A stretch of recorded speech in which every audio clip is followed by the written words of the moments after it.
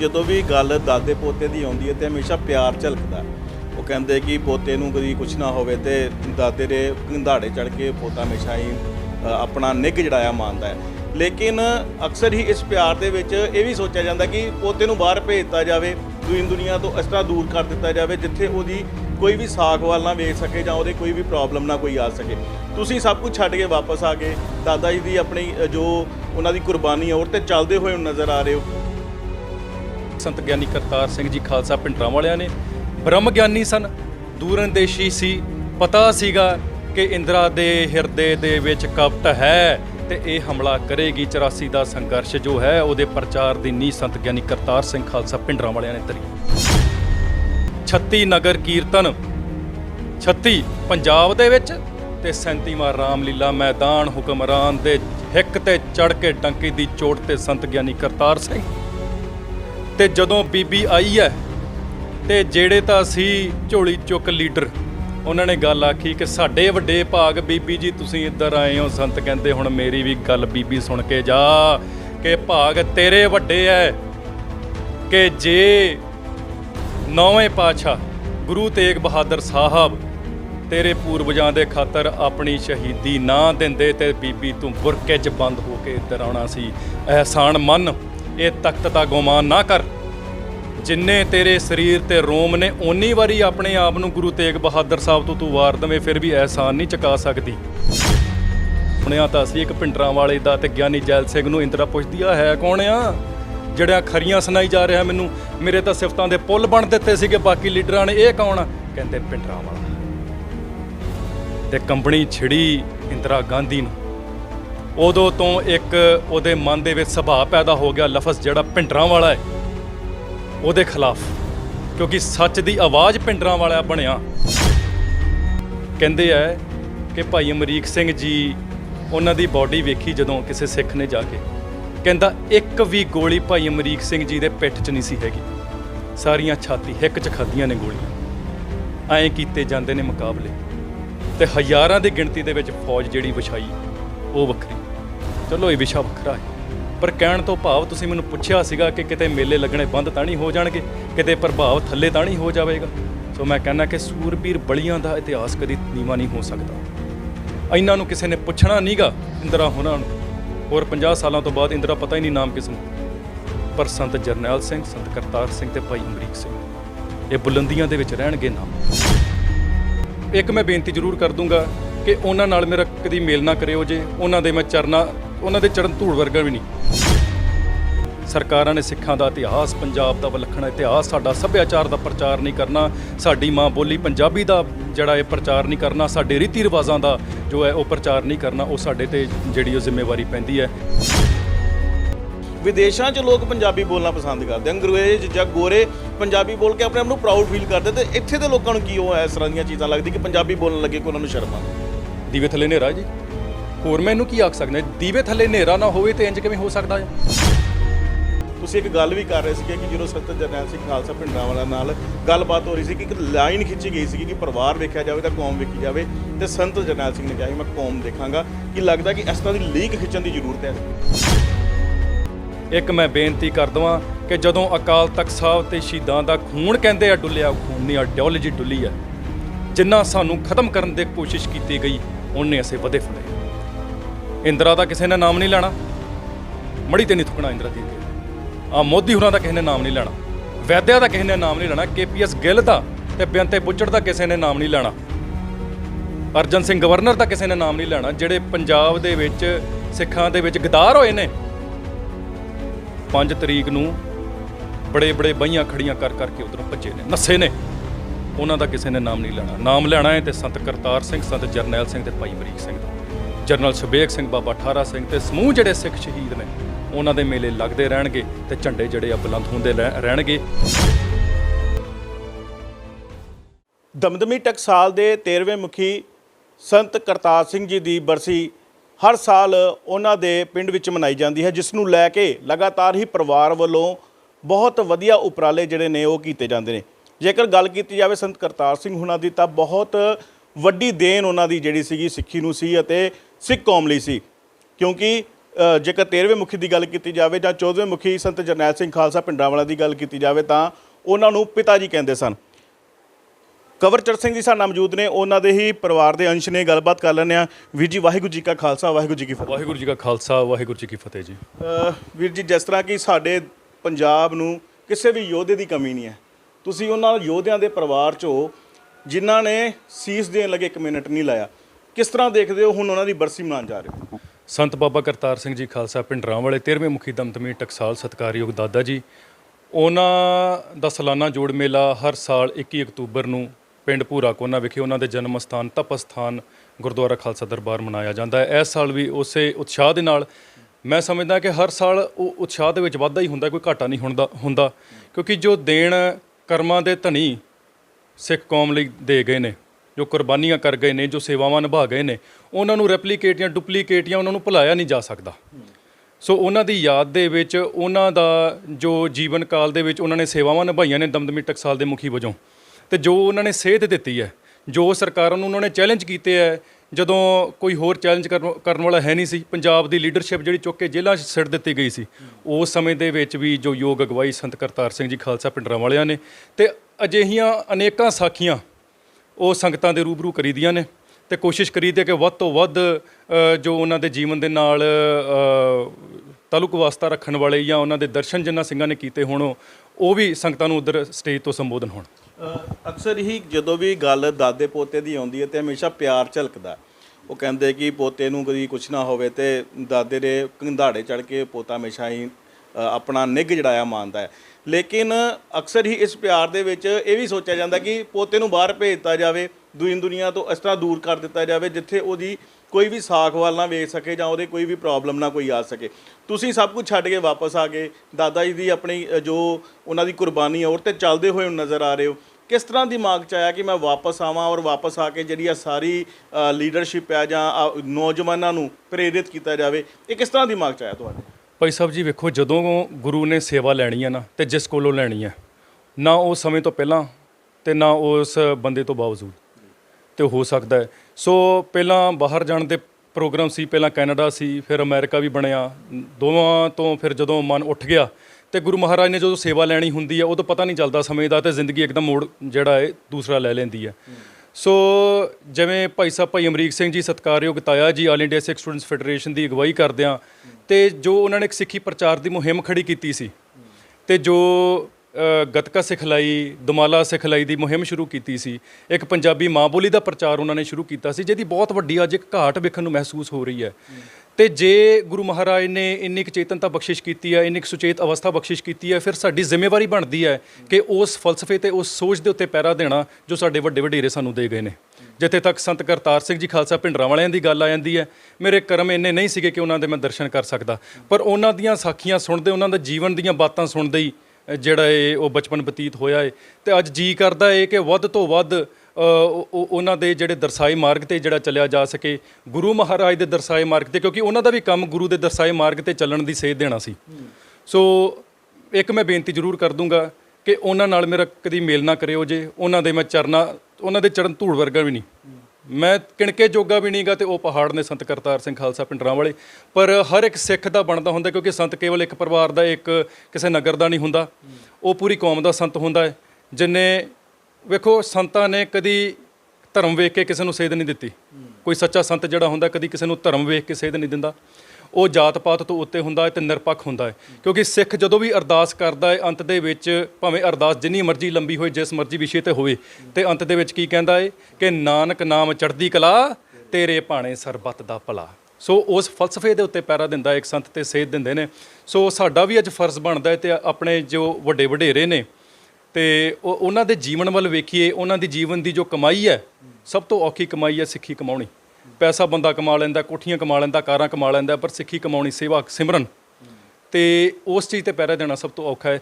ਅੱਜ ਦੀ ਸਭ ਤੋਂ ਜ਼ਿਆਦਾ ਲੋੜ ਹੈ ਕਿ ਆਪਾਂ ਆਪਣੇ ਵੱਡੇ ਵਡੇਰਿਆਂ ਜਿਨ੍ਹਾਂ ਨੇ ਕੋਈ ਉਹਨਾਂ ਦੇ ਸੇਵਾਵਾਂ ਸੀ, ਉਹਨਾਂ ਦੇ ਸਿਮਰਨ ਸੀ, ਉਹਨਾਂ ਦੇ ਯੋਗਦਾਨ, ਕੁਰਬਾਨੀਆਂ, ਸ਼ਹੀਦੀਆਂ ਨੇ, ਉਹਨਾਂ ਦੇ ਪਾਏ ਪੂਰਨਿਆਂ ਤੇ ਚੱਲੀਏ। ਜਿਸ ਤਰ੍ਹਾਂ ਕਿ ਲਗਾਤਾਰ ਹੀ ਤੁਹਾਨੂੰ ਵੇਖਿਆ ਜਾ ਰਿਹਾ, ਤੁਸੀਂ ਸਕੂਲ ਕਾਲਜਾਂ ਦੇ ਵਿੱਚ ਵੀ ਵਿਚਰਦੇ ਹੋਏ ਨਜ਼ਰ ਆ ਰਹੇ ਹੋ, ਨੌਜਵਾਨਾਂ ਨੂੰ ਪੜ੍ਹਾਈ ਵਾਸਤੇ ਵੀ ਪ੍ਰੇਰਿਤ ਕਰ ਰਹੇ ਹੋ, ਦੁਮਾਲਾ ਸਜਾਉਣ ਵਾਸਤੇ ਕਹਿ ਰਹੇ ਹੋ, ਟਰਬਨ ਕਹਿ ਰਹੇ ਹੋ, ਸ਼ਸਤਰ ਵਿੱਦਿਆ ਦਿਵਾਉਣ ਦੀ ਗੱਲ ਕਰ ਰਹੇ ਹੋ। ਤੁਹਾਨੂੰ ਲੱਗਦਾ ਹੈ ਕਿ ਇਹ ਚੀਜ਼ਾਂ ਪਹਿਲਾਂ ਹੀ ਹੋਣੀਆਂ ਚਾਹੀਦੀਆਂ ਸੀਗੀਆਂ, ਕਿਉਂਕਿ ਹੁਣ ਸਮਾਂ ਬਹੁਤ ਅੱਗੇ ਨਿਕਲਦਾ ਜਾ ਰਿਹਾ, ਐਡਵਾਂਸ ਹੁੰਦਾ ਜਾ ਰਿਹਾ? ਵੇਖੋ ਜੀ, ਸਮਾਂ ਜੋ ਹੈ ਉਹ 30-35 ਸਾਲ ਦੇ ਨਾਲ ਕੋਈ ਐਡਵਾਂਸ ਘੱਟ ਜਾਂ ਵੱਧ ਨਹੀਂ, ਉਹ ਜੇ ਫਰਕ ਪਿਆ ਤਾਂ ਸਾਡੇ ਵਿੱਚ ਪਿਆ। ਇਹ ਜੋ ਜ਼ਿੰਮੇਵਾਰੀ ਬਣਦੀ ਹੈ ਇਹ ਸਾਡੀ ਬਣਦੀ ਹੈ, ਭਾਵੇਂ ਆਪਣੀ ਮਾਂ ਭਾਸ਼ਾ ਨੂੰ, ਜਿਹੜੀ ਸਾਡੀ ਮਾਂ ਬੋਲੀ ਹੈ ਪੰਜਾਬੀ, ਉਹਦੇ ਨਾਲ ਜੁੜੇ ਰਹਿਣਾ, ਆਪਣੀ ਮਾਂ ਧਰਤੀ ਦੇ ਨਾਲ ਜੁੜੇ ਰਹਿਣਾ, ਗੁਰੂ ਦੇ ਫਲਸਫੇ ਦੇ ਨਾਲ ਜੁੜੇ ਰਹਿਣਾ, ਉਹ ਸਾਡੀ ਜ਼ਿੰਮੇਵਾਰੀ ਆ। ਖਾਸ ਕਰਕੇ ਜਿਹੜੇ ਸਿੱਖ ਪਰਿਵਾਰ ਨੇ, ਇੱਕ ਬੱਚੇ ਦੀ ਨੀਂਹ ਜਿਹੜੀ ਹੈ ਇੱਕ ਮਾਨਸਿਕ ਤੌਰ ਦੇ ਉੱਤੇ ਘਰੋਂ ਆਬਜ਼ਰਵੇਸ਼ਨ ਲੈਵਲ ਤੋਂ ਰੱਖੀ ਜਾਂਦੀ ਹੈ। ਉਹ ਸਾਡੇ ਹਰ ਇੱਕ ਘਰਾਣੇ ਦੇ ਵਿੱਚ ਜਿੱਥੇ ਗੁਰਬਾਣੀ ਦਾ ਜੋ ਹੈ ਪਹਿਰਾ ਹੋਏਗਾ, ਇੱਕ ਗੁਰਸਿੱਖ এনवायरमेंट ਬੱਚੇ ਨੂੰ ਦਿੱਤਾ ਜਾਵੇਗਾ। ਮੇਰੇ ਖਿਆਲ ਦੇ ਨਾਲ ਹਰ ਇੱਕ ਗੁਰਸਿੱਖ ਦੇ ਘਰ ਇਹ ਹੋਣਾ ਚਾਹੀਦਾ ਹੈ, ਤਾਂ ਕਿ ਵੱਡੇ ਹੋ ਕੇ ਸਾਨੂੰ ਕਿਤੇ ਪ੍ਰਚਾਰ ਦੀ ਘਾਟ ਨਾ ਮਹਿਸੂਸ ਹੋਏ। ਜਿੱਥੇ ਤੱਕ ਬਾਕੀ ਗੱਲ ਰਹਿੰਦੀ ਹੈ ਕਿ ਇਹ ਪਹਿਲਾਂ ਹੋਣਾ ਚਾਹੀਦਾ ਸੀਗਾ ਤੇ ਦੇਰ ਆਏ ਦੁਰਸਤ ਆਏ। ਸੋ ਜਦੋਂ ਮੈਂ ਫਿਰ ਤੋਂ ਬੇਨਤੀ ਕਰਦਾ, ਜਦੋਂ ਗੁਰੂ ਮਹਾਰਾਜ ਨੇ ਸੇਵਾ ਲੈਣੀ ਹੈ ਉਹ ਉਦੋਂ ਹੋਣਾ ਹੈ। ਸੋ ਜੇ ਅੱਜ ਚੱਲੇ ਹੈ, ਜੇ ਦੇਰ ਆਏ ਤੇ ਦੁਰਸਤ ਆਏ, ਮੈਂ ਬੇਨਤੀ ਕਰਨਾ ਚਾਹੁੰਦਾ ਕੌਮ ਦੇ ਨੌਜਵਾਨਾਂ ਨੂੰ ਜਿਹੜੇ ਸੁਚੇਤ ਨੇ ਕਿ ਆਓ ਇੱਕ ਪਲੇਟਫਾਰਮ ਦੇ ਉੱਤੇ ਤੇ ਗੁਰੂ ਕੀ ਬਾਣੀ ਦਾ ਪ੍ਰਚਾਰ ਕਰੀਏ, ਉਸ ਫਲਸਫੇ ਦਾ ਪ੍ਰਚਾਰ ਕਰੀਏ, ਤੇ ਆਪਣੇ ਜੋ ਸਾਡੀ ਹਿਸਟਰੀ ਹੈ, ਇੱਕ ਬਹੁਤ ਵਿਲੱਖਣ ਇਤਿਹਾਸ ਅਸੀਂ ਲੈ ਕੇ ਬੈਠੇ ਹੋਏ ਹਾਂ। ਕਈ ਹਜ਼ਾਰ ਸਾਲਾਂ ਤੋਂ ਜਿਹੜੀਆਂ ਕੌਮਾਂ ਜਿਉਂਦੀਆਂ ਨੇ, ਉਹਨਾਂ ਕੋਲ ਸਿੱਖ ਕੌਮ ਦੇ ਨਾਲ ਦਾ ਇਤਿਹਾਸ ਨਹੀਂ ਹੈਗਾ। ਤੇ ਇਹ ਗੱਲ ਮੈਂ ਪਹਿਲੀ ਇੰਟਰਵਿਊ 'ਚ ਵੀ ਕਹੀ ਸੀ ਕਿ ਜਦੋਂ ਆਪਾਂ ਆਪਣੇ ਇਤਿਹਾਸ ਤੋਂ ਜਾਣੂ ਕਰਾਉਂਦੇ ਹਾਂ ਕਿ ਅਸੀਂ ਵਾਰਸ ਕਿਹਦੇ ਹਾਂ, ਕਿੰਨਾਂ ਦੇ ਵਾਰਸ ਹੈ, ਜਿਨ੍ਹਾਂ ਨੇ ਦਿੱਲੀ ਵੀ ਫਤਿਹ ਕੀਤੀ ਹੈ, ਜਿਨ੍ਹਾਂ ਨੇ ਅੱਜ ਦੇ ਹੁਕਮਰਾਨ ਦੇ ਵੱਡੇ ਵਡੇਰਿਆਂ ਨੂੰ ਮੁਰੱਬਿਆਂ ਦੇ ਮਾਲਕ ਬਣਾਇਆ, ਰਾਜ ਕਰਨ ਯੋਗ ਬਣਾਇਆ, ਅਸੀਂ ਉਹਨਾਂ ਦੇ ਵਾਰਸ ਹਾਂ। ਤੇ ਜਦੋਂ ਉਹਨਾਂ ਨੂੰ ਅਸੀਂ ਦੱਸਦੇ ਹਾਂ, ਬੱਚਿਆਂ ਨੂੰ ਦੱਸਦੇ ਹਾਂ, ਉਹ ਕਹਿੰਦੇ ਕਿ ਸਾਨੂੰ ਦੱਸਦੇ ਕਿਉਂ ਨਹੀਂ, ਕਿ ਸਕੂਲ ਕਿਉਂ ਨਹੀਂ ਦੱਸਦੇ। ਤੇ ਮੈਂ ਇਹੀ ਬੇਨਤੀ ਕਰਨਾ ਚਾਹੁੰਦਾ ਕਿ ਸਰਕਾਰਾਂ ਨੇ ਨਹੀਂ ਦੱਸਣਾ, ਸਰਕਾਰਾਂ ਨੇ ਸਿੱਖਾਂ ਦਾ ਇਤਿਹਾਸ, ਪੰਜਾਬ ਦਾ ਵਿਲੱਖਣ ਇਤਿਹਾਸ, ਸਾਡਾ ਸੱਭਿਆਚਾਰ ਦਾ ਪ੍ਰਚਾਰ ਨਹੀਂ ਕਰਨਾ, ਸਾਡੀ ਮਾਂ ਬੋਲੀ ਪੰਜਾਬੀ ਦਾ ਜਿਹੜਾ ਇਹ ਪ੍ਰਚਾਰ ਨਹੀਂ ਕਰਨਾ, ਸਾਡੇ ਰੀਤੀ ਰਿਵਾਜ਼ਾਂ ਦਾ ਜੋ ਹੈ ਉਹ ਪ੍ਰਚਾਰ ਨਹੀਂ ਕਰਨਾ। ਉਹ ਸਾਡੇ ਤੇ ਜਿਹੜੀ ਉਹ ਜ਼ਿੰਮੇਵਾਰੀ ਪੈਂਦੀ ਹੈ। ਤੇ ਸਭ ਨੂੰ ਮੈਂ ਬੇਨਤੀ ਕਰਨਾ ਚਾਹੁੰਦਾ, ਜਿਹੜੇ ਸੁਚੇਤ ਨੌਜਵਾਨ ਨੇ, ਆਓ ਇਸ ਪਲੇਟਫਾਰਮ ਤੇ ਇਕੱਤਰ ਹੋ ਕੇ ਤੇ ਇਸ ਸਭ ਦਾ ਜਿਹੜਾ ਇਹ ਪ੍ਰਚਾਰ ਕਰਨਾ ਸਾਡੀ ਜ਼ਿੰਮੇਵਾਰੀ ਬਣਦੀ। ਤੁਸੀਂ ਮਾਂ ਬੋਲੀ ਦੀ ਗੱਲ ਕਰ ਰਹੇ ਹੋ, ਲੇਕਿਨ ਪੰਜਾਬ ਦੇ ਹਾਲਾਤ ਇਸ ਤਰ੍ਹਾਂ ਦੇ ਹੋ ਗਏ ਨੇ ਕਿ ਕੋਈ ਵਿਅਕਤੀ ਅਗਰ ਅੰਗਰੇਜ਼ੀ ਬੋਲਦਾ ਜਾਂ ਇੰਗਲਿਸ਼ ਬੋਲਦਾ ਤੇ ਉਹਨੂੰ ਇਸ ਤਰ੍ਹਾਂ ਪ੍ਰੈਜ਼ੈਂਟ ਕੀਤਾ ਜਾਂਦਾ ਕਿ ਪਤਾ ਨਹੀਂ ਕਿਹੜੀ ਦੁਨੀਆ ਤੋਂ ਆਇਆ। ਤੁਹਾਨੂੰ ਲੱਗਦਾ ਹੈ ਕਿਤੇ ਨਾ ਕਿਤੇ ਘਾਟ ਨਜ਼ਰ ਆਉਂਦੀ ਹੈ ਕਿ ਆਪਾਂ ਪੰਜਾਬੀ ਬੋਲੀ ਦੀ ਤੇ ਗੱਲ ਕਰਦੇ ਹਾਂ, ਬਹੁਤ ਸਾਰੇ ਲੋਕ ਕਹਿੰਦੇ ਨੇ ਕਿ ਪੰਜਾਬੀ ਬੋਲੀ ਤੇ ਚੱਲਣਾ ਚਾਹੀਦਾ, ਲੇਕਿਨ ਜਦੋਂ ਕੋਈ ਬੰਦਾ ਅੰਗਰੇਜ਼ੀ 'ਚ ਗੱਲ ਕਰਦਾ ਜਾਂ ਤੁਸੀਂ ਮੈਂ ਅੰਗਰੇਜ਼ੀ 'ਚ ਗੱਲ ਕਰ, ਲੋਕ ਉਹਨੂੰ ਬਹੁਤ ਅਵੇਅਰਨੈਸ ਦੇ ਤੌਰ ਤੇ ਸੁਣਦੇ ਨੇ। ਕਿ ਜਿਸ ਤਰ੍ਹਾਂ ਮੈਂ ਹੁਣ ਫਿਰ ਇੰਗਲਿਸ਼ ਦਾ ਵਰਡ ਯੂਜ਼ ਕਰਤਾ ਕਿ ਅਵੇਅਰਨੈਸ, ਲੋਕੀ ਕਿਆ ਲੱਗਦਾ ਕਿ ਲੋਕ ਜਿਹੜੀ ਹੈ ਇਸ ਤਰ੍ਹਾਂ ਦੀਆਂ ਚੀਜ਼ਾਂ ਨੂੰ ਲਾਈਕ ਕਰਦੇ, ਤਾਂ ਕਰਕੇ ਪੰਜਾਬੀ ਬੋਲੀ ਪਿੱਛੇ ਤੇ ਨਹੀਂ ਜਾਂਦੀ ਹੋਈ ਨਜ਼ਰ ਆ ਰਹੀ ਕਿ ਲੋਕ ਉਹਨੂੰ ਬਹੁਤ ਮਤਲਬ ਕਿ ਗੌਰ ਦੇ ਨਾਲ ਸੁਣਦੇ ਨੇ। ਅਸੀਂ ਜੀ ਤਵੱਜੋ ਦੇਣੀ ਸ਼ੁਰੂ ਕਰ ਦਿੱਤੀ ਹੈ। ਜਦੋਂ ਵੀ ਕਿਸੇ ਵੀ ਕੌਮ ਨੇ ਜਾਂ ਕਿਸੇ ਵੀ ਸਰਕਾਰ ਨੇ ਦੁਨੀਆ ਤੇ ਕਬਜ਼ਾ ਕਰਨ ਦੀ ਗੱਲ ਕੀਤੀ ਹੈ, ਸਭ ਤੋਂ ਪਹਿਲਾਂ ਹੀ ਆਪਣੇ ਭਾਸ਼ਾ ਭੇਜੀ ਹੈ। ਜਦੋਂ ਭਾਸ਼ਾ ਪਹੁੰਚੀ ਹੈ ਕਿਸੇ ਸਥਾਨ ਤੇ, ਉਧਰ ਨਾਲ ਹੀ ਉਹਨਾਂ ਦੇ ਰੀਤੀ ਰਿਵਾਜ ਕੁਝ ਸਾਲਾਂ ਬਾਅਦ ਮਗਰ ਤੁਰੇ ਆਉਂਦੇ ਆ, ਨਾਲ ਹੀ ਉਹਨਾਂ ਦਾ ਸੱਭਿਆਚਾਰ ਤੁਰਿਆ ਆਉਂਦਾ ਹੈ। ਹੁਣ ਪਿਛਲੇ ਸਾਲ ਦੀ ਗੱਲ ਹੈ, ਮੇਰੇ ਨਾਲ ਇੱਕ ਸੱਜਣ ਗੱਲ ਕਰ ਰਿਹਾ ਸੀਗਾ, ਕਹਿੰਦਾ ਹੈਲੋਵੀਨ ਆ ਰਹੀ ਹੈ। ਮੈਂ ਕਿਹਾ ਹੈਲੋਵੀਨ ਆ ਰਹੀ ਹੈ? ਮੈਂ ਕਿਹਾ ਪੰਜਾਬ ਦੇ ਵਿੱਚ ਹੈਲੋਵੀਨ ਦਾ ਸੰਕਲਪ ਹੀ ਕੋਈ ਨਹੀਂ ਹੈਗਾ। ਪਰ ਜਦੋਂ ਰਿਸਰਚ ਕਰੀਦੀ ਹੈ, ਇਹ ਸਾਰਾ ਕੁਝ ਜਿਹੜਾ ਹੈ ਭਾਸ਼ਾ ਤੋਂ ਸ਼ੁਰੂ ਹੁੰਦਾ ਹੈ। ਤੇ ਸਾਡੇ ਚਾਲ ਢਲਣ ਨੂੰ, ਸਾਡੇ ਸੋਚਣ ਦੇ ਤਰੀਕੇ ਨੂੰ, ਸਾਡੇ ਨਜ਼ਰੀਏ ਨੂੰ ਜਿਹੜਾ ਹੈ ਉਹ ਭਾਸ਼ਾ ਬਦਲਦੀ ਹੈ। ਤੇ ਜੇ ਅੱਜ ਅਸੀਂ ਵਿਲੱਖਣਤਾ ਦੀ ਗੱਲ ਕਰਦੇ ਹਾਂ, ਜੇ ਅੰਗਰੇਜ਼ੀ ਦੇ ਵਿੱਚ ਹੀ ਤੁਹਾਨੂੰ ਮੈਂ ਦੱਸਦਾ ਤੇ ਯੂਨੀਕਨੈਸ ਦੀ ਗੱਲ ਕਰਦੇ ਹਾਂ, ਸਾਡੀ ਵਿਲੱਖਣਤਾ ਸਾਡੀ ਭਾਸ਼ਾ ਨਾਲ ਸਭ ਤੋਂ ਜ਼ਿਆਦਾ ਹੈ। ਕਿਉਂਕਿ ਜੇ ਅਸੀਂ ਭਾਸ਼ਾ ਨਾਲੋਂ ਟੁੱਟ ਜਾਵਾਂਗੇ ਤੇ ਅਸੀਂ ਗੁਰਮੁਖੀ ਲਿਪੀ ਨਾਲੋਂ ਟੁੱਟ ਜਾਵਾਂਗੇ। ਬਾਣੀ ਗੁਰੂ ਹੈ, ਬਾਣੀ ਵਿੱਚ ਬਾਣੀ ਅੰਮ੍ਰਿਤ ਸਾਰੇ, ਗੁਰੂ ਗ੍ਰੰਥ ਸਾਹਿਬ ਸੱਚੇ ਪਾਤਸ਼ਾਹ ਜੀ ਦੇ ਸੰਕਲਪ ਨਾਲੋਂ ਟੁੱਟ ਜਾਵਾਂਗੇ, ਫਿਰ ਭਾਵੇਂ ਜਿਹੜੀ ਮਰਜ਼ੀ ਅਸੀਂ ਭਾਸ਼ਾ ਬੋਲਦੇ ਫਿਰੀਏ, ਸਾਡਾ ਕੋਈ ਵਜੂਦ ਨਹੀਂ ਹੋਵੇਗਾ। ਇਸ ਕਰਕੇ ਭਾਸ਼ਾ ਇੱਕ ਆਪਣੀ ਗੱਲ ਰੱਖਣ ਦਾ ਮਾਧਿਅਮ ਆ, ਪਰ ਉਹਦੇ ਜੇ ਆਪਣੀ ਭਾਸ਼ਾ ਦੀ ਗੱਲ ਕਰੀਏ, ਪੰਜਾਬੀ ਸਾਡੀ ਪਹਿਚਾਣ ਆ, ਸਾਡੀ ਵਿਲੱਖਣਤਾ ਹੈ। ਕਿਸੇ ਵੀ ਬੰਦੇ ਦੀ ਜੋ ਪਹਿਚਾਣ ਹੈ, ਸਭ ਤੋਂ ਪਹਿਲਾਂ ਉਹਦੀ ਦਿੱਖ ਤੋਂ ਸ਼ੁਰੂ ਹੁੰਦੀ ਆ, ਉਹਦੀ ਭਾਸ਼ਾ ਨਾਲ ਆਉਂਦੀ ਆ, ਉਹਦੇ ਸੱਭਿਆਚਾਰ ਨਾਲ ਆਉਂਦੀ, ਉਹਦੇ ਪਹਿਰਾਵੇ ਨਾਲ ਆਉਂਦੀ, ਉਹਦੇ ਧਰਮ ਨਾਲ ਆਉਂਦੀ ਆ। ਜੇ ਇੱਕ ਇੱਕ ਕਰਕੇ ਆਪਾਂ ਸਾਰਿਆਂ ਨੂੰ ਛੱਡਦੇ ਜਾਵਾਂਗੇ, ਆਪਣੇ ਸੱਭਿਆਚਾਰ ਨੂੰ ਭੁੱਲਦੇ ਜਾਵਾਂਗੇ। ਹੁਣ ਪੁਰਾਤਨ ਕਈ ਐਸੇ ਲਫ਼ਜ਼ ਨੇ ਜਿਹੜੇ ਸਾਡੀ ਨੌਜਵਾਨ ਪੀੜ੍ਹੀ ਨੂੰ ਪਤਾ ਹੀ ਨਹੀਂ ਹੈਗੇ। ਬਿਲਕੁਲ ਸਹੀ ਗੱਲ ਹੈ। ਲੇਕਿਨ ਵਿਦੇਸ਼ਾਂ 'ਚ ਲੋਕ ਪੰਜਾਬੀ ਬੋਲਣਾ ਪਸੰਦ ਕਰਦੇ, ਅੰਗਰੇਜ਼ ਜਾਂ ਗੋਰੇ ਪੰਜਾਬੀ ਬੋਲ ਕੇ ਆਪਣੇ ਆਪ ਨੂੰ ਪ੍ਰਾਊਡ ਫੀਲ ਕਰਦੇ, ਤੇ ਇੱਥੇ ਦੇ ਲੋਕਾਂ ਨੂੰ ਕੀ ਉਹ ਇਸ ਤਰ੍ਹਾਂ ਦੀਆਂ ਚੀਜ਼ਾਂ ਲੱਗਦੀ ਕਿ ਪੰਜਾਬੀ ਬੋਲਣ ਲੱਗੇ ਕਿ ਉਹਨਾਂ ਨੂੰ ਸ਼ਰਮ ਆਉਂਦੀ? ਦੀਵੇ ਥੱਲੇ ਹਨੇਰਾ ਜੀ, ਹੋਰ ਮੈਨੂੰ ਕੀ ਆਖ ਸਕਦੇ? ਦੀਵੇ ਥੱਲੇ ਹਨੇਰਾ ਨਾ ਹੋਵੇ ਤੇ ਇੰਜ ਕਿਵੇਂ ਹੋ ਸਕਦਾ ਹੈ ਕਿ ਆਪਾਂ ਇੱਕ ਸੁਭਾਅ ਪੈਦਾ ਕਰ ਲਿਆ ਹੈ ਕਿ ਬਗਾਨੀ ਜਿਹੜੀ ਭਾਸ਼ਾ ਹੈ ਉਹ ਸਾਨੂੰ ਜ਼ਿਆਦਾ ਪਿਆਰੀ ਹੈ ਤੇ ਜਿਹੜੀ ਆਪਣੀ ਸੀ ਉਹ ਸਾਨੂੰ ਘੱਟ ਪਿਆਰੀ ਹੈ। ਤੇ ਜਦੋਂ ਆਪਾਂ ਆਪਣੀ ਭਾਸ਼ਾ ਨਾਲੋਂ ਆਪਣੀ ਵਿਲੱਖਣਤਾ ਨਾਲੋਂ ਨਫ਼ਰਤ ਕਰਨੀ ਸ਼ੁਰੂ ਕਰ ਦੇਵਾਂਗੇ ਤੇ ਫਿਰ ਆਪਣੇ ਆਪ ਨੂੰ ਆਪਾਂ ਫਿਰ ਕੱਲ ਨੂੰ ਕਿਉਂ ਸਵਾਲ ਕਰਦੇ ਹਾਂ ਕਿ ਜੀ ਅਸੀਂ ਗੁਲਾਮ ਹੋ ਰਹੇ ਹਾਂ। ਫਿਰ ਅਸੀਂ ਕਹਿੰਦੇ ਹਾਂ ਕਿ ਜੀ ਸਾਨੂੰ ਸਾਡੇ ਹੱਕ ਨਹੀਂ ਪ੍ਰਾਪਤ ਹੋ ਰਹੇ, ਕਿਉਂਕਿ ਨਿੱਕੇ ਨਿੱਕੇ ਐਲੀਮੈਂਟ ਹੁੰਦੇ ਨੇ ਇੱਕ ਕੌਮ ਦੇ, ਜੇ ਆਪਾਂ ਛੱਡਦੇ ਜਾਈਏ ਤੇ ਕੌਮ ਕਿਤੇ ਨਾ ਕਿਤੇ ਰੁਲਦੀ ਫਿਰਦੀ ਨਜ਼ਰ ਆਉਂਦੀ ਆ। ਸੋ ਇਸ ਕਰਕੇ ਪੰਜਾਬੀ ਮਾਂ ਬੋਲੀ ਦਾ ਬਹੁਤ ਵੱਡਾ ਇੱਕ ਪ੍ਰਭਾਵ ਹੈ। ਹੁਣ ਵੇਖੋ ਕਿ ਸਾਡੇ ਪੰਜਾਬੀ ਮਾਂ ਬੋਲੀ ਨੂੰ ਨਹੀਂ ਪ੍ਰਚਾਰਿਆ ਜਾਂਦਾ। ਜੇ ਸਾਡੀ ਮਾਂ ਬੋਲੀ ਪੰਜਾਬੀ ਨੂੰ ਨਹੀਂ ਪ੍ਰਚਾਰਿਆ ਜਾਏਗਾ, ਅਸੀਂ ਗੁਰਬਾਣੀ ਦੀ ਤੁਕਾਂ ਬੱਚਿਆਂ ਨੂੰ ਕਿਵੇਂ ਸਿਖਾਵਾਂਗੇ? ਗੁਰੂ ਮਹਾਰਾਜ ਦੀ ਬਾਣੀ ਦੇ ਵਿੱਚ ਜੋ ਸਾਨੂੰ ਫਲਸਫਾ ਸਿਖਾਇਆ ਗਿਆ ਹੈ, ਇਹ ਮੈਂ ਬੇਨਤੀ ਪਹਿਲਾਂ ਵੀ ਕੀਤੀ ਸੀ, ਅੱਜ ਮੈਂ ਫਿਰ ਕਰਦੇ ਹਾਂ ਕਿ ਖਾਲਸੇ ਰਾਜ ਦੀ ਅਸੀਂ ਗੱਲ ਕਰਦੇ ਹਾਂ। ਖਾਲਸੇ ਰਾਜ ਦੀ ਗੱਲ ਕਰਨ ਤੋਂ ਪਹਿਲਾਂ ਆਪਾਂ ਨੂੰ ਇਹ ਵੇਖਣਾ ਚਾਹੀਦਾ ਹੈ ਕਿ ਖਾਲਸੇ ਰਾਜ ਦੇ ਵਿੱਚ ਸਾਡੇ ਕਾਇਦੇ ਸ੍ਰੀ ਗੁਰੂ ਗ੍ਰੰਥ ਸਾਹਿਬ ਸੱਚੇ ਪਾਤਸ਼ਾਹ ਜੀ ਦੀ ਬਾਣੀ ਤੋਂ ਆਉਂਦੇ ਸਨ। ਤੇ ਜੇ ਮਾਂ ਬੋਲੀ ਭੁੱਲ ਜਾਈਏ, ਕੌਣ ਲੈ ਕੇ ਆਊਗਾ ਕਾਇਦੇ? ਕੌਣ ਗੁਰੂ ਕੀ ਬਾਣੀ ਪੜੂਗਾ? ਗੁਰੂ ਨਾਲ ਅਸੀਂ ਗੱਲਾਂ ਕਿਵੇਂ ਕਰਾਂਗੇ? ਫਿਰ ਅਸੀਂ ਆਪਣੀ ਵਿਲੱਖਣਤਾ ਦੀ ਕਿਵੇਂ ਆਪਣਾ ਦਾਅਵਾ ਕਰ ਸਕਦੇ ਹਾਂ? ਸੋ ਜੇ ਬੋਲੀ ਦੇ ਨਾਲ ਇੰਨਾ ਸਾਰਾ ਕੁਝ ਜੁੜਿਆ ਹੋਇਆ ਹੈ, ਸਾਡਾ ਸੁਭਾਅ ਜੁੜਿਆ ਹੈ, ਜੇ ਜਿਹਨੂੰ ਆਪਾਂ ਕਹਿ ਲਈਏ ਕਿ ਅੰਗਰੇਜ਼ੀ ਦਾ ਫਿਰ ਲਫ਼ਜ਼ ਆ ਜਾਏਗਾ ਕਿਉਂਕਿ ਪ੍ਰਭਾਵ ਬਹੁਤ ਜ਼ਿਆਦਾ, ਸਾਡਾ ਐਕਸਪ੍ਰੈਸ਼ਨ ਜੁੜਿਆ ਹੋਇਆ ਹੈ ਸਾਡੀ ਭਾਸ਼ਾ ਦੇ ਨਾਲ। ਸੋ ਅਸੀਂ ਆਪਣੀ ਬੋਲੀ ਨੂੰ ਜਿਹੜਾ ਹੈ ਨੀਵਿਆਂ ਨਾ ਕਰੀਏ। ਇਹ ਇੱਕ ਪ੍ਰਭਾਵ ਸਾਡੇ ਤੇ ਪਾਇਆ ਜਾਂਦਾ ਕਿਤੇ ਅੰਗਰੇਜ਼ੀ ਬਹੁਤ ਉੱਚੀ ਹੈ, ਅੰਗਰੇਜ਼ੀ ਪੰਜਾਬੀ ਨਾਲੋਂ ਹਰ ਕੇਸ ਕਿਤੇ ਉੱਚੀ ਨਹੀਂ, ਸਗੋਂ ਜਿੰਨੇ ਅੱਖਰ ਪੰਜਾਬੀ ਦੇ ਵਿੱਚ ਨੇ ਉਹਨੇ ਅੰਗਰੇਜ਼ੀ ਦੇ ਵਿੱਚ ਵੀ ਹੈ ਹੀ ਨਹੀਂ। ਸੋ ਇਸ ਕਰਕੇ ਮੈਂ ਇਹੀ ਬੇਨਤੀ ਕਰਨੀ ਚਾਹੁੰਦਾ ਇਸ ਚੈਨਲ ਦੇ ਮਾਧਿਅਮ ਤੋਂ ਕਿ ਆਪਣੀ ਮਾਂ ਬੋਲੀ ਨੂੰ ਮਾਫ ਕਰਿਓ, ਆਪਣੀ ਮਾਂ ਬੋਲੀ ਨੂੰ ਨੀਵਿਆਂ ਕਰਨ ਦਾ ਆਪਾਂ ਯਤਨ ਨਾ ਕਰੀਏ, ਨਾ ਉਹਦੇ 'ਚ ਯੋਗਦਾਨ ਪਾਈਏ। ਲੇਕਿਨ ਲੱਗਦਾ ਨਹੀਂ ਹੈ ਕਿ ਸਾਨੂੰ ਇਹ ਤੋਂ ਹੀ ਸਿੱਖ ਲੈਣੀ ਚਾਹੀਦੀ, ਕਿਉਂਕਿ ਸੰਤ ਜਰਨੈਲ ਸਿੰਘ ਖਾਲਸਾ ਪਿੰਡਰਾਲਿਆਂ ਨੂੰ ਬਹੁਤ ਸਾਰੀਆਂ ਲੈਂਗੁਏਜ ਆਉਂਦੀਆਂ ਸੀਗੀਆਂ, ਲੇਕਿਨ ਹਮੇਸ਼ਾ ਸੰਬੋਧਨ ਪੰਜਾਬੀ ਨਾਲ ਕਰਦੇ ਸੀਗੇ। ਕਿ ਲੱਗਦਾ ਨਹੀਂ ਕਿ ਸਾਨੂੰ ਪੰਜਾਬੀ ਹੀ ਗਾਂਹ ਲੈ ਕੇ ਆਉਣੀ ਚਾਹੀਦੀ ਹੈ? ਔਰ ਲਗਾਤਾਰ ਹੀ ਜਿਹੜੇ ਲੋਕ ਆਪਣੇ ਆਪ ਨੂੰ ਬਹੁਤ ਹਾਈ ਐਜੂਕੇਟਡ ਦੱਸਣਾ ਚਾਹੁੰਦੇ ਆ ਅੰਗਰੇਜ਼ੀ ਬੋਲ ਕੇ ਕਿ ਅਸੀਂ ਬਹੁਤ ਪੜ੍ਹੇ ਲਿਖੇ ਹਾਂ, ਜਾਂ ਸ਼ਾਇਦ ਹੋ ਸਕਦਾ ਕਿ ਉਹ ਫਲੋ ਹੀ ਨਾ ਉਸ ਤਰ੍ਹਾਂ ਦਾ ਹੋਵੇ। ਕਿ ਲੱਗਦਾ ਨਹੀਂ ਕਿ ਜੇ ਇਹ ਸਿਰਫ ਇੱਕ ਪ੍ਰਭਾਵ ਪਾਉਣ ਦੀ ਕੋਸ਼ਿਸ਼ ਕੀਤੀ ਜਾਂਦੀ ਸਿਰਫ ਅੰਗਰੇਜ਼ੀ ਦੇ ਸ਼ਬਦਾਂ ਦੇ ਨਾਲ? ਮੈਂ ਬੇਨਤੀ ਕਰਦੇ ਹਾਂ, ਜੇ ਅੰਗਰੇਜ਼ੀ ਦੇ ਨਾਲ ਕੋਈ ਪੜ੍ਹਿਆ ਲਿਖਿਆ ਹੋਵੇ ਤੇ ਅੰਗਰੇਜ਼ ਮੁਲਕਾਂ ਦੇ ਵਿੱਚ ਜਿਨ੍ਹਾਂ ਨੂੰ ਅੰਗਰੇਜ਼ੀ ਦੇ ਵਿੱਚ ਹੋਮਲੈਸ ਕਹਿ ਦਿੰਦੇ ਨੇ, ਬੇਘਰ ਨੇ, ਉਹ ਹੋਣ ਹੀ ਨਾ, ਕਿਉਂਕਿ ਫਿਰ ਤਾਂ ਹਾਈਲੀ ਕੁਆਲੀਫਾਈਡ ਹੋਣ, ਫਿਰ ਤਾਂ ਉੱਚਿਆਂ ਅਹੁਦਿਆਂ ਤੇ ਉਹਨਾਂ ਨੂੰ ਹੋਣਾ ਚਾਹੀਦਾ। ਫਿਰ ਉਹ ਕਿਸ ਹਿਸਾਬ ਦੇ ਨਾਲ ਹੋਮਲੈਸ ਨੇ? ਸੋ ਜਿਹੜੀ ਭਾਸ਼ਾ ਹੁੰਦੀ ਹੈ, ਕਿ ਸਿੱਖ ਰਾਜ ਦੇ ਵਿੱਚ ਲਿਟਰੇਸੀ ਰੇਟ ਨਹੀਂ ਸੀ ਜਿੰਨਾ ਅੱਜ ਅਮਰੀਕਾ ਕੈਨੇਡਾ ਦਾ ਲਿਟਰੇਸੀ ਰੇਟ ਨਹੀਂ, ਉਹਨਾਂ ਖਾਲਸਾ ਰਾਜ ਦੇ ਵਿੱਚ 100% ਲਿਟਰੇਸੀ ਸੀ। ਆਪਣੀ ਭਾਸ਼ਾ ਦੇ ਜ਼ੋਰ ਤੇ ਆਪਣੀ ਭਾਸ਼ਾ ਦੇ ਦਮ ਤੇ ਉਹਦੇ ਆਧਾਰ ਦੇ ਉੱਤੇ ਤੇ ਉਹਦੇ ਨਾਲ ਸਾਡੀ 100% ਲਿਟਰੇਸੀ ਸੀ। ਉਹਦਾ ਜੇ ਪ੍ਰਭਾਵ ਜਦੋਂ ਕੋਲੋਨਾਈਜੇਸ਼ਨ ਹੋਈ ਹੈ, ਇੰਡੀਆ ਦੀ ਵੀ ਕੋਲੋਨਾਈਜੇਸ਼ਨ ਹੋਈ ਹੈ, ਤੇ ਉਦੋਂ ਸਾਡੇ ਤੇ ਪ੍ਰਭਾਵ ਜਿਹੜਾ ਹੈ, ਮੈਂ ਫਿਰ ਤੋਂ ਬੇਨਤੀ ਕਰਦੇ ਹਾਂ, ਪਹਿਲਾਂ ਸਰਕਾਰਾਂ ਆਪਣੀ ਭਾਸ਼ਾ ਭੇਜਦੀਆਂ ਨੇ, ਫਿਰ ਆਪਣਾ ਸੱਭਿਆਚਾਰ ਰੀਤੀ ਰਿਵਾਜ ਸਾਰਾ ਕੁਝ ਸਾਡੇ ਉੱਤੇ ਝੋਕਦੀਆਂ ਨੇ। ਸੋ ਸਾਡੇ ਤੇ ਜੇ ਪ੍ਰਭਾਵ ਪਾਇਆ ਜਾਂਦਾ ਕਿ ਅੰਗਰੇਜ਼ੀ ਬੋਲਣ ਦੇ ਨਾਲ, ਹੁਣ ਇਹ ਪ੍ਰਭਾਵ ਆ ਨਾ, ਮੈਂਟਲ ਸਟੇਟ, ਕਿ ਜੇ ਅੰਗਰੇਜ਼ੀ ਬੋਲਣ ਦੇ ਨਾਲ ਕੋਈ ਜ਼ਿਆਦਾ ਪੜ੍ਹਿਆ ਲਿਖਿਆ ਹੋ ਸਕਦਾ, ਅੰਗਰੇਜ਼ੀ ਬੋਲਣ ਦੇ ਨਾਲ ਸਿਰਫ ਤੁਹਾਡਾ ਇੱਕ ਬੋਲਣ ਦਾ ਮੱਧਮ ਬਦਲਦਾ ਆ, ਭਾਸ਼ਾ ਬਦਲਦੀ ਹੈ, ਕਿਸੇ ਦਾ ਇੰਟੈਲੈਕਚੁਅਲ ਲੈਵਲ ਜਿਹੜਾ ਹੈ, ਸੋਚਣ ਸਮਝਣ ਦੀ ਸਮਰੱਥਾ ਜਿਹੜੀ ਹੈ, ਪ੍ਰਚਾਰ ਕਰਨ ਦੀ ਸਮਰੱਥਾ ਜਿਹੜੀ ਹੈ, ਉਹ ਜੇ ਜਾਂ ਕਹਿ ਦਈਏ ਕਿ ਕਾਬਲੀਅਤ, ਉਹ ਨਹੀਂ ਬਦਲਦੀ। ਲੇਕਿਨ ਜੋ ਕੁਰਬਾਨੀਆਂ ਸੰਤਾਂ ਵੱਲੋਂ ਦਿੱਤੀਆਂ ਗਈਆਂ, ਸੰਤ ਕਰਤਾਰ ਸਿੰਘ ਹੋਣਾ ਵੱਲੋਂ, ਸੰਤ ਜਰਨੈਲ ਸਿੰਘ ਖਾਲਸਾ ਪਿੰਡਰਾਵਾਲਿਆਂ ਵੱਲੋਂ, ਤੁਹਾਡੇ ਤਾਇਆ ਜੀ ਵੱਲੋਂ ਜਿਹੜੀਆਂ ਦਿੱਤੀਆਂ ਗਈਆਂ ਨੇ, ਕਿ ਲੱਗਦਾ ਹੈ ਕਿ ਉਹ ਕੁਰਬਾਨੀਆਂ ਜਿਹੜੀਆਂ ਨੇ ਵਿਅਰਥ ਨਹੀਂ ਹੋਣੀਆਂ ਚਾਹੀਦੀਆਂ, ਕਿਉਂਕਿ ਬਹੁਤ ਵੱਡੀਆਂ ਕੁਰਬਾਨੀਆਂ ਸੀਗੀਆਂ, ਕਿਉਂਕਿ ਸਾਰਿਆਂ ਨਾਲੋਂ ਵੱਡੀ ਕੁਰਬਾਨੀ ਜਿਹੜੀ ਹੈ ਸੀਸ ਦੇਣਾ ਹੁੰਦਾ ਹੈ, ਉਹ ਤੱਕ ਦਿੱਤੇ ਗਏ। ਕਿ ਲੱਗਦਾ ਹੈ ਕਿ ਉਸ ਜਗ੍ਹਾ ਦੇ ਉੱਤੇ ਜਦੋਂ ਇਸ ਤਰ੍ਹਾਂ ਦੀਆਂ ਚੀਜ਼ਾਂ ਆਉਂਦੀਆਂ ਨੇ, ਕਿਤੇ ਨਾ ਕਿਤੇ ਬੈਕਫੁੱਟ ਤੇ ਵੀ ਨਜ਼ਰ ਆਉਂਦੇ ਨੇ। ਕਈ ਲੋਕ ਕਹਿੰਦੇ ਨੇ ਕਿ ਜਦੋਂ ਕਮੈਂਟ ਮਾਰਦੇ ਨੇ ਕਿ ਕਿਉਂਕਿ ਸੌਖਾ ਡਾਟਾ ਆ, ਕਮੈਂਟ ਮਾਰਨਾ ਸੌਖਾ, ਲੇਕਿਨ ਲੀਕ ਤੇ ਚੱਲਣਾ ਜਿਹੜਾ ਆ ਬੜਾ ਔਖਾ ਆ। ਤੁਸੀਂ ਇੱਕ ਗੱਲ ਵੀ ਕਰ ਰਹੇ ਸੀਗੇ ਕਿ ਜਦੋਂ ਸੰਤ ਜਰਨੈਲ ਸਿੰਘ ਖਾਲਸਾ ਪਿੰਡਰਾਵਾਲਿਆਂ ਨਾਲ ਗੱਲਬਾਤ ਹੋ ਰਹੀ ਸੀ ਕਿ ਇੱਕ ਲਾਈਨ ਖਿੱਚੀ ਗਈ ਸੀ ਕਿ ਪਰਿਵਾਰ ਵੇਖਿਆ ਜਾਵੇ ਤਾਂ ਕੌਮ ਵੇਖੀ ਜਾਵੇ, ਤੇ ਸੰਤ ਜਰਨੈਲ ਸਿੰਘ ਨੇ ਕਿਹਾ ਸੀ ਮੈਂ ਕੌਮ ਦੇਖਾਂਗਾ। ਕਿ ਲੱਗਦਾ ਕਿ ਇਸ ਤਰ੍ਹਾਂ ਦੀ ਲੀਕ ਖਿੱਚਣ ਦੀ ਜ਼ਰੂਰਤ ਹੈ? ਵੇਖੋ ਜੀ, ਇਹ ਜੋ ਸਾਖੀ ਆ ਉਹ ਇੰਝ ਹੈ ਕਿ ਸੰਤ ਕਥਾ ਕਰਕੇ ਆਏ ਸੰਤ ਕਰਤਾਰ ਸਿੰਘ ਜੀ, ਤੇ ਸੰਤ ਜਰਨੈਲ ਸਿੰਘ ਜੀ ਦੇ ਉੱਤੇ ਜ਼ਿੰਮੇਵਾਰੀਆਂ ਬੜੀਆਂ ਸਨ, ਪੰਥ ਦੀਆਂ ਵੀ ਜ਼ਿੰਮੇਵਾਰੀਆਂ ਸਨ, ਹੀਰਾ ਸੀ ਪੰਥ ਦਾ, ਅੱਜ ਵੀ ਯਾਦ ਕਰਦੇ ਆ, ਹਿਰਦਿਆਂ 'ਚ ਵਸਦੇ ਨੇ, ਸਿਰ ਝੁਕਦੇ ਆ, ਤੇ ਉੱਤੇ ਪਰਿਵਾਰ ਦੀ ਵੀ ਜ਼ਿੰਮੇਵਾਰੀ ਸੀ।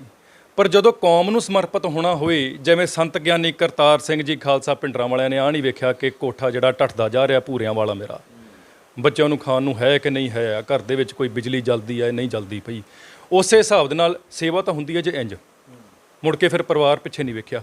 ਤੇ ਇੰਜ ਹੀ ਸੰਤਾਂ ਨੇ ਆਪਣੇ ਤੀਰ ਦੇ ਨਾਲ ਲੀਕ ਵਾਹ ਦਿੱਤੀ ਸੀਗੀ, ਜਰਨੈਲ ਸਿਆਂ ਜੇ ਕੌਮ ਦੇ ਲਈ ਯਤਨ ਕਰਨਾ ਵਾ, ਜੇ ਕੌਮ ਦੇ ਲੇਖੇ ਲਾਉਣੀ ਜ਼ਿੰਦਗੀ, ਤੇ ਉਰਲੇ ਬੰਨੇ ਆ ਜਾ, ਇੱਧਰਲੇ ਬੰਨੇ ਆ ਜਾ। ਉਹਨਾਂ ਨੇ ਇੱਕ ਮਿੰਟ ਨਹੀਂ ਸੀ ਲਾਇਆ, ਇੱਕ ਛਣ ਵੀ ਰੁਕ ਕੇ ਉਹਨਾਂ ਨੇ ਸੋਚਿਆ ਨਹੀਂ ਮੈਂ ਕਰਾਂ ਜਾਂ ਨਾ, ਤੇ ਉਹਨਾਂ ਨੇ ਕਦਮ ਗਾਂਹ ਪੁੱਟ ਕੇ ਤੇ ਸੰਤਾਂ ਵੱਲ ਚੱਲ ਗਏ, ਤੇ ਸੰਤਾਂ ਨੇ ਗਲਵਕੜੀ ਦੇ ਵਿੱਚ ਲੈ ਲਿਆ। ਤਾਂ ਉਹ ਫਿਰ ਹੀਰੇ ਵਾਂਗ ਤਰਾਸ਼ਿਆ ਸੰਤ ਕਰਤਾਰ ਸਿੰਘ ਜੀ ਖਾਲਸਾ ਭਿੰਡਰਾਂ ਵਾਲਿਆਂ ਨੇ ਸੰਤ ਜਰਨੈਲ ਸਿੰਘ ਨੂੰ। ਅੱਗੇ ਹੀ ਬਹੁਤ ਪੁੱਜੀ ਰੂਹ ਸਨ ਸੰਤ ਜਰਨੈਲ ਸਿੰਘ ਜੀ। ਸੋ ਇਸ ਕਰਕੇ ਵੇਖੋ, ਜੇ ਆਪਾਂ ਕਹਿ ਦਈਏ ਕਿ ਉਹਨਾਂ ਦੀ ਕੁਰਬਾਨੀ ਨੂੰ ਭੁਲਾਇਆ ਜਾਵੇਗਾ, ਫਿਰ ਜੀ ਹਰ ਸਾਲ ਮੇਲੇ ਜਿਹੜੇ ਨੇ ਸੰਤ ਜਰਨੈਲ ਸਿੰਘ ਦੇ ਨਹੀਂ ਸੀ ਲੱਗਣੇ, ਭਾਈ ਅਮਰੀਕ ਸਿੰਘ ਜੀ ਦੇ ਨਹੀਂ ਸੀ ਲੱਗਣੇ, ਤੇ ਜਿਨ੍ਹਾਂ ਦਾ ਕੱਲ੍ਹ ਆ ਰਿਹਾ ਵਾ ਸੰਤ ਕਰਤਾਰ ਸਿੰਘ ਜੀ ਖਾਲਸਾ ਭਿੰਡਰਾਂ ਵਾਲੇ, ਉਹਨਾਂ ਦੇ ਮੇਲੇ ਨਹੀਂ ਸੀ ਲੱਗਣੇ। ਇੱਕ ਮੈਂ ਬੇਨਤੀ ਕਰ ਦਵਾਂ ਕਿ ਜਦੋਂ ਅਕਾਲ ਤਖਤ ਸਾਹਿਬ ਤੇ ਸ਼ਹੀਦਾਂ ਦਾ ਖੂਨ ਕਹਿੰਦੇ ਆ ਡੁੱਲਿਆ, ਉਹ ਖੂਨ ਨਹੀਂ, ਆਈਡੀਓਲੋਜੀ ਡੁੱਲੀ ਹੈ। ਜਿੰਨਾ ਸਾਨੂੰ ਖਤਮ ਕਰਨ ਦੀ ਕੋਸ਼ਿਸ਼ ਕੀਤੀ ਗਈ, ਉਹਨੇ ਅਸੀਂ ਵਧੇ ਫੁੱਲੇ ਆ।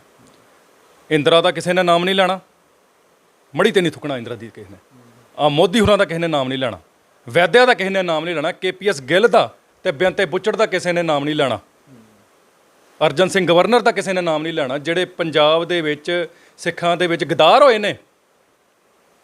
5 ਤਰੀਕ ਨੂੰ ਬੜੇ ਬੜੇ ਬਹੀਆਂ ਖੜੀਆਂ ਕਰ ਕਰਕੇ ਉਧਰੋਂ ਭੱਜੇ ਨੇ, ਨੱਸੇ ਨੇ, ਉਹਨਾਂ ਦਾ ਕਿਸੇ ਨੇ ਨਾਮ ਨਹੀਂ ਲੈਣਾ। ਨਾਮ ਲੈਣਾ ਹੈ ਤੇ ਸੰਤ ਕਰਤਾਰ ਸਿੰਘ, ਸੰਤ ਜਰਨੈਲ ਸਿੰਘ ਤੇ ਭਾਈ ਅਮਰੀਕ ਸਿੰਘ ਦਾ, ਜਨਰਲ ਸ਼ਬੇਗ ਸਿੰਘ, ਬਾਬਾ ਠਾਰਾ ਸਿੰਘ ਤੇ ਸਮੂਹ ਜਿਹੜੇ ਸਿੱਖ ਸ਼ਹੀਦ ਨੇ, ਉਹਨਾਂ ਦੇ ਮੇਲੇ ਲੱਗਦੇ ਰਹਿਣਗੇ ਤੇ ਝੰਡੇ ਜਿਹੜੇ ਆ ਬੁਲੰਦ ਹੁੰਦੇ ਰਹਿਣਗੇ। ਸੇਧ ਅਸੀਂ ਲੈਣੀ ਹੈ, ਉਹਨੂੰ ਪ੍ਰਚਾਰਨਾ ਅਸੀਂ ਹੈ, ਤੇ ਹਰ ਸਾਲ ਇਹ ਪ੍ਰਚਾਰ ਵੱਧਦਾ ਹੀ ਜਾ ਰਿਹਾ, ਕਦੀ ਘਟਦਾ ਨਹੀਂ। ਕਦੀ ਸ਼੍ਰੋਮਣੀ ਕਮੇਟੀ ਨੇ ਰੀਚ ਕੀਤੀ ਜੀ ਕਿ ਸੰਤ ਕਰਤਾਰ ਸਿੰਘ ਹੁਣਾਂ ਦੀ ਬਰਸੀ ਆ ਗਈ ਆ ਤੇ ਅਸੀਂ ਆਈਏ, ਜਾਂ ਕੁਝ ਆਪਣੇ ਵੱਲੋਂ ਵੀ ਉਹਨਾਂ ਵੱਲੋਂ ਕੀਤਾ ਜਾ ਰਿਹਾ ਹੋਵੇ, ਕਦੀ ਸਨਮਾਨ ਮਿਲਿਆ ਹੋਵੇ? ਕਿਉਂਕਿ ਲੋਕ ਹਮੇਸ਼ਾ ਸ਼੍ਰੋਮਣੀ ਕਮੇਟੀ ਵੱਲ ਜ਼ਰੂਰ ਨਜ਼ਰ ਰੱਖਦੇ, ਕਿਉਂਕਿ ਸਰ ਤੋਂ ਸਰਵਉੱਚ ਸਾਡੀ ਜਿਹੜੀ ਹੈ ਸਿੱਖ ਕੌਮ ਦੀ ਜਿਹੜੀ ਆ ਉਹ ਅਦਾਲਤ ਵੀ ਹੈ, ਤੇ ਉਹ ਸਾਡੀ ਜਿਹੜੀ ਹੈ ਇੱਕ ਨੁਮਾਇੰਦਾ ਜਮਾਤ ਵੀ ਜਿਹੜੀ ਆ ਮੰਨੀ ਜਾਂਦੀ। ਕਦੀ ਉਹਨਾਂ ਵੱਲੋਂ ਕੋਈ ਕੀਤੀ ਗਈ ਜੀ ਪਹਿਲ ਕਰਮੀ? ਵੇਖੋ ਜੀ, ਜਥੇਬੰਦੀ ਕੋਈ ਮਾੜੀ ਨਹੀਂ ਹੁੰਦੀ, ਕੋਈ ਸ਼ਖਸ ਮਾੜਾ ਹੋ ਸਕਦਾ, ਤੇ ਸ਼੍ਰੋਮਣੀ ਕਮੇਟੀ ਨੇ ਵੀ ਇੱਕ ਸੰਤਾਂ ਦੇ ਨਾਮ ਤੇ ਹੀ ਸਿੱਖ ਪ੍ਰਚਾਰ ਦਾ ਵਿਦਿਆਲਾ ਮਗਰ ਖੋਲ੍ਹਿਆ। ਜਦੋਂ ਤੁਸੀਂ ਜਾਓਗੇ ਕੰਪਲੈਕਸ ਦੇ ਵਿੱਚ ਵੇਖੋਗੇ ਮਗਰ ਇੱਕ ਵਿਦਿਆਲਾ ਹੈ, ਉਧਰ ਪ੍ਰਚਾਰਕ ਤਿਆਰ ਹੋ ਰਹੇ ਨੇ, ਰਾਗੀ ਢਾਡੀ ਸਭ ਕੁਝ ਉਧਰ ਤਿਆਰ ਹੋ ਰਿਹਾ ਹੈ। ਤਾਂ SGPC ਨੇ ਬਹੁਤ ਵੱਡਾ ਇੱਕ ਉਪਰਾਲਾ ਕੀਤਾ ਹੈ। ਸੋ ਆਪਾਂ ਕਿਸੇ ਦੀ ਵੀ ਕੰਟਰੀਬਿਊਸ਼ਨ ਨੂੰ ਡਿਸਕਾਊਂਟ ਨਹੀਂ ਕਰ ਸਕਦੇ ਹੈਗੇ, ਉਹਨੂੰ ਨਜ਼ਰਅੰਦਾਜ਼ ਨਹੀਂ ਕਰ ਸਕਦੇ ਹੈਗੇ। ਸੋ ਮੈਂ ਇਸ ਤਾਂ ਸਮਝਦਾ ਕਿ ਸਾਰੀਆਂ ਹੀ ਸਿੱਖ ਜਥੇਬੰਦੀਆਂ ਨੂੰ ਇੱਕ ਪਲੇਟਫਾਰਮ ਤੇ ਆ ਕੇ ਤੇ ਇੱਕ ਹੌਕਾ ਦੇਣਾ ਚਾਹੀਦਾ ਹੈ ਪ੍ਰਚਾਰ ਦਾ ਤੇ ਇੱਕ ਆਪਣੇ ਇਤਿਹਾਸ ਦਾ। ਕਿਉਂਕਿ ਵੇਖੋ, ਜਦੋਂ ਮੈਂ ਤੁਹਾਨੂੰ ਹੁਣ ਬੇਨਤੀ ਕੀਤੀ ਹੈ ਕਿ ਅਸੀਂ ਇਤਿਹਾਸ ਦੱਸਦੇ ਬੱਚਿਆਂ ਨੂੰ, ਸਟੂਡੈਂਟਸ ਨੂੰ ਦੱਸਦੇ ਹਾਂ ਇਤਿਹਾਸ, ਤੇ ਅੱਖਾਂ ਟੱਡੀਆਂ ਰਹਿ ਜਾਂਦੀਆਂ, ਫਿਰ ਉਹਨਾਂ ਦਾ ਜੀ ਨਹੀਂ ਕਰਦਾ ਬਾਹਰ ਜਾਣ ਨੂੰ। ਕਈ ਭੈਣਾਂ ਨੇ ਉਸ ਦਿਨ ਜਿਸ ਦਿਨ ਅਸੀਂ ਗਏ ਹਾਂ ਸ਼ਸਤਰ ਵਿੱਦਿਆ ਤੇ ਦੁਮਾਲਾ ਸਿਖਲਾਈ ਵਿੱਦਿਆ ਉਧਰ ਸ਼ੁਰੂ ਕਰਾਉਣ ਗਏ ਹਾਂ, ਤੇ ਕਈ ਭੈਣਾਂ ਨੇ ਇਹ ਗੱਲ ਆਖੀ ਹੈ ਕਿ ਭਾਈ ਸਾਹਿਬ ਫੈਡਰੇਸ਼ਨ ਨੇ ਅੰਦਰ ਆ ਕੇ ਪ੍ਰਚਾਰ ਕੀਤਾ, ਸਾਡਾ ਬਾਹਰ ਜਾਣ ਦਾ ਮਨ ਸੀ, ਅੱਜ ਅਸੀਂ ਬਾਹਰ ਜਾਣ ਦਾ ਮਨ ਨਹੀਂ ਬਣਾ ਕੇ ਬੈਠੇ। ਸੋ ਇਹ ਪ੍ਰਚਾਰ ਹੈ ਜਿਹੜਾ ਸਾਰਿਆਂ ਨੂੰ ਕਰਨਾ ਪਏਗਾ, ਕੇਵਲ ਸ਼੍ਰੋਮਣੀ ਕਮੇਟੀ ਨੂੰ ਨਹੀਂ, ਕੇਵਲ ਫੈਡਰੇਸ਼ਨ ਨੂੰ ਨਹੀਂ, ਇਹ ਸਮੂਹ ਸਿੱਖ ਜਗਤ ਦੀ ਇੱਕ ਰਿਸਪੌਂਸਿਬਿਲਟੀ ਕਹ ਲਓ, ਜ਼ਿੰਮੇਵਾਰੀ ਕਹ ਲਓ, ਜਿਹੜੀ ਬਣਦੀ ਹੈ, ਤੇ ਸਾਰੇ ਸਾਨੂੰ ਜਿਹੜੀ ਉਹ ਨਿਭਾਉਣੀ ਪਵੇਗੀ। ਕੀ ਲੱਗਦਾ ਕਿ ਛੋਟੇ ਬੱਚਿਆਂ ਨੂੰ ਵੀ ਇਸ ਤਰ੍ਹਾਂ ਦੇ ਸਮਾਗਮਾਂ 'ਚ ਲੈ ਕੇ ਆਉਣਾ ਚਾਹੀਦਾ, ਜਿਸ ਤਰ੍ਹਾਂ ਕੱਲ੍ਹ ਸਮਾਗਮ ਹੈ? ਕਿਉਂਕਿ ਲੋਕ ਜਿਹੜੇ ਨੇ ਉਹ ਇਸ ਤਰ੍ਹਾਂ ਦੇ, ਜਿਹੜੇ ਬੱਚੇ ਜਿਹੜੇ ਨੇ ਉਹ ਜ਼ਰੂਰ ਇਸ ਵਿੱਚ ਕੋਈ ਨਾ ਕੋਈ ਨਵੀਂ ਸੇਧ ਜਿਹੜੀ ਆ ਉਹ ਲੈ ਸਕਦੇ, ਖਾਸ ਤੌਰ 'ਤੇ ਸਾਡੀ ਕੌਮ ਨੂੰ ਲੈ ਕੇ। ਕੀ ਲੱਗਦਾ ਹੈ ਕਿ ਬੱਚਿਆਂ, ਛੋਟੇ ਬੱਚੇ ਜਿਹੜੇ ਉੱਥੇ ਪਹੁੰਚਣ ਤਾਂ ਜੋ ਕਿ ਇੱਕ ਸੇਧ ਲੈ ਕੇ ਜਿਹੜੇ ਨਿਕਲਣ? ਜੀ, ਇਹ ਪ੍ਰੋਗਰਾਮ ਕੀਤੇ ਹੀ ਇਸ ਕਰਕੇ ਜਾਂਦੇ ਹੈ ਕਿ ਕੌਮ ਦੀ ਆਉਣ ਵਾਲੀ ਪੀੜ੍ਹੀ ਜਿਹੜੀ ਹੈ ਉਹ ਸੁਚੇਤ ਹੋਵੇ। ਜੇ ਕੌਮ ਦੀ ਵਾਗਡੋਰ ਗਾਂਹ ਜਾ ਕੇ ਨੌਜਵਾਨਾਂ ਨੇ ਸਾਂਭਣੀ ਹੈ ਤੇ ਪਹਿਲਾਂ ਨੀਂਹ ਜਿਹੜੀ ਆ ਮਜ਼ਬੂਤ ਹੋਣੀ ਚਾਹੀਦੀ ਹੈ।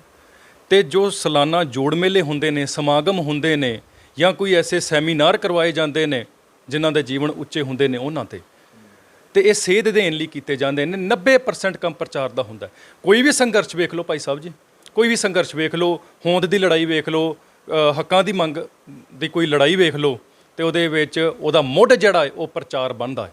ਤੇ ਉਹੀ ਮੁੱਢ ਸੰਤ ਗਿਆਨੀ ਕਰਤਾਰ ਸਿੰਘ ਜੀ ਖਾਲਸਾ ਭਿੰਡਰਾਂ ਵਾਲਿਆਂ ਨੇ।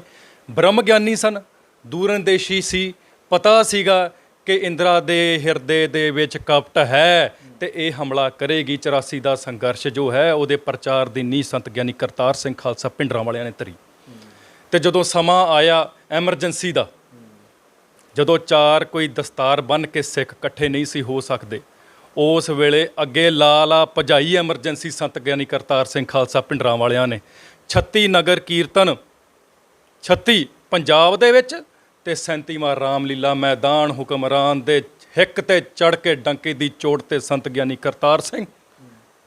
ਤੇ ਜਦੋਂ ਬੀਬੀ ਆਈ ਹੈ ਤੇ ਜਿਹੜੇ ਤਾਂ ਸੀ ਝੋਲੀ ਚੁੱਕ ਲੀਡਰ, ਉਹਨਾਂ ਨੇ ਗੱਲ ਆਖੀ ਕਿ ਸਾਡੇ ਵੱਡੇ ਭਾਗ ਬੀਬੀ ਜੀ ਤੁਸੀਂ ਇੱਧਰ ਆਏ ਹੋ। ਸੰਤ ਕਹਿੰਦੇ ਹੁਣ ਮੇਰੀ ਵੀ ਗੱਲ ਬੀਬੀ ਸੁਣ ਕੇ ਜਾ, ਕਿ ਭਾਗ ਤੇਰੇ ਵੱਡੇ ਐ ਕਿ ਜੇ 9ਵੇਂ ਪਾਤਸ਼ਾਹ ਗੁਰੂ ਤੇਗ ਬਹਾਦਰ ਸਾਹਿਬ ਤੇਰੇ ਪੂਰਵਜਾਂ ਦੇ ਖਾਤਰ ਆਪਣੀ ਸ਼ਹੀਦੀ ਨਾ ਦਿੰਦੇ ਤੇ ਬੀਬੀ ਤੂੰ ਬੁਰਕੇ 'ਚ ਬੰਦ ਹੋ ਕੇ ਇੱਧਰ ਆਉਣਾ ਸੀ। ਅਹਿਸਾਨ ਮੰਨ, ਇਹ ਤਖਤ ਦਾ ਗੁਮਾਨ ਨਾ ਕਰ। ਜਿੰਨੇ ਤੇਰੇ ਸਰੀਰ ਤੇ ਰੋਮ ਨੇ ਓਨੀ ਵਾਰੀ ਆਪਣੇ ਆਪ ਨੂੰ ਗੁਰੂ ਤੇਗ ਬਹਾਦਰ ਸਾਹਿਬ ਤੋਂ ਤੂੰ ਵਾਰ ਦੇਵੇਂ, ਫਿਰ ਵੀ ਅਹਿਸਾਨ ਨਹੀਂ ਚੁਕਾ ਸਕਦੀ।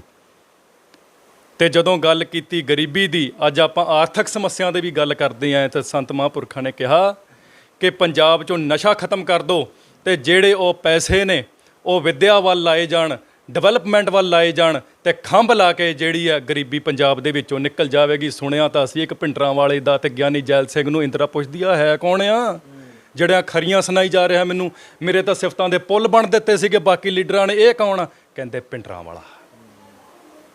ਤੇ ਕੰਬਣੀ ਛਿੜੀ ਇੰਦਰਾ ਗਾਂਧੀ ਨੂੰ।